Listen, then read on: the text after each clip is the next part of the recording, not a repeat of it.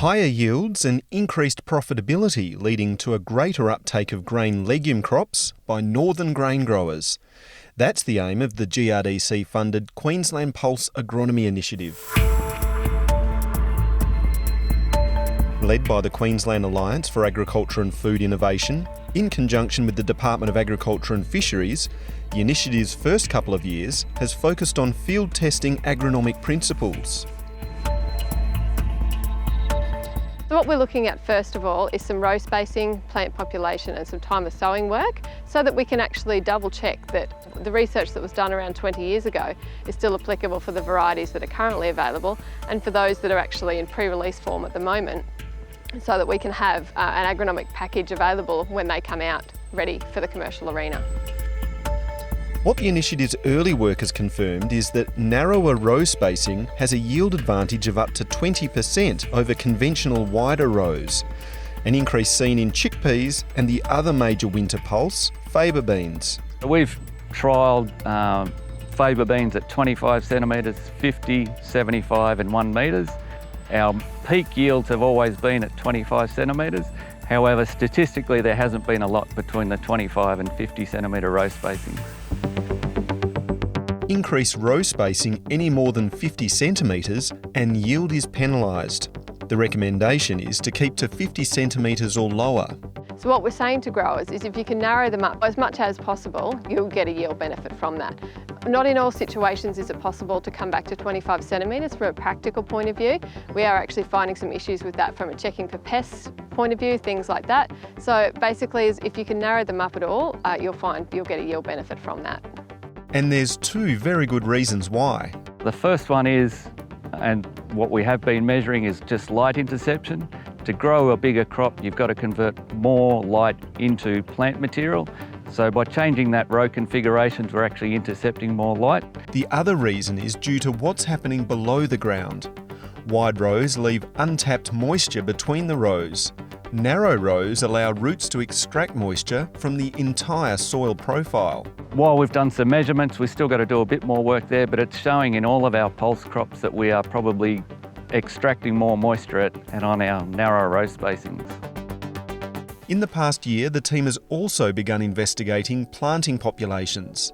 At this and other sites, faba beans were sown at 5, 10, 20 and 30 plants per square metre. So what we've been finding so far is in the lower populations, we're actually not getting as much yield as what we're getting in those higher populations. However, similarly, we're actually finding we've got a tipping point as well. So anything over that 25 plants per square metre, we're actually not getting a yield benefit from that. So that's an extra cost, extra seed in the ground, extra diesel to plant, but you're not actually getting a higher yield. Once you get to 20 plants per square metre, that seems to be ideal plant populations for most of our pulse crops, but in particular faba beans. The grower hosting this trial has seen the benefits firsthand. You've had experience where the crop's thin, you're going to sort of have that maybe 10 plants per square metre or so, and it never seems to yield as well as that 20, 18 to 25 plants a metre. Wade Bidstrup gets his faba beans into the ground by mid-April. Time of sowing is also being investigated as part of the trials. I think if you plant too late, they don't get as much biomass and they don't protect themselves from frost as well as they might do if they get a bit more crop about them. So they've seemed to be quite frost tolerant for me. You need really, really savage frost to do too much damage to them. And like you can see this crop here, they're flowering away. There's been frost for the last couple of weeks. The initiative's faba bean trials have shown late sowing, in May or June, results in reduced biomass and lower yield. Just how early beans can be sown is being evaluated this season. The trial that we're standing in at the moment has its earliest planting date of the 5th of April, just trying to see if we can push it any earlier. While research outcomes are already being delivered from the initiative's first 2 to 3 years of work, there's more to be done. So GRDC are backing up the growers on the ground here who are really expressing that faba beans are becoming far more popular and they need to know that the research is being done for that, and so that's why we're here.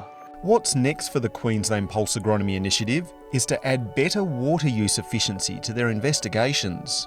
Well, one of the things we'd like to explore is some of the issues we encountered last year with large biomass crops and not actually being able to convert that into grain yield. So that's what some of the things we're looking at in the future is there a way that we can manipulate that crop in order to conserve more moisture for later on in the season so that we can actually get that yield that we're chasing. The more comprehensive the agronomic packages the initiative ultimately delivers, the more likely its goal of increased pulse plantings and profitability will be achieved.